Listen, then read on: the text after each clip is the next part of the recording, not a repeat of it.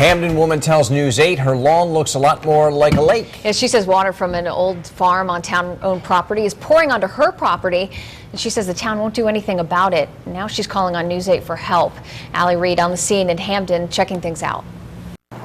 Take a look at this. All of this water, you would have thought that it had just rained, but it hasn't. Residents here say this is what their property looks like every single day. And they say there's an old farm back up there that was sold to the city, and they say the water is coming from there. They've talked to city officials, but they say city officials have told them it's not their problem. It's totally saturated. Take a quick stroll around Dorothy Robinson's property on Newcastle Drive, and you can see, Careful, because it's really soft. feel, and hear just how much water is there. This is a typical scene year-round. Water starts here, beginning of my driveway, and it goes all the way down. She and her neighbors on the odd number side of Newcastle Drive say their lawns, driveways, and homes have been waterlogged for years, and no one in the city will help them. We just need help. We need to find out where it's coming from and have it to stop, and have the town do whatever they need to do to get it to stop. We talked to someone in the mayor's office who says the residents have not contacted them about this issue, a claim they dispute.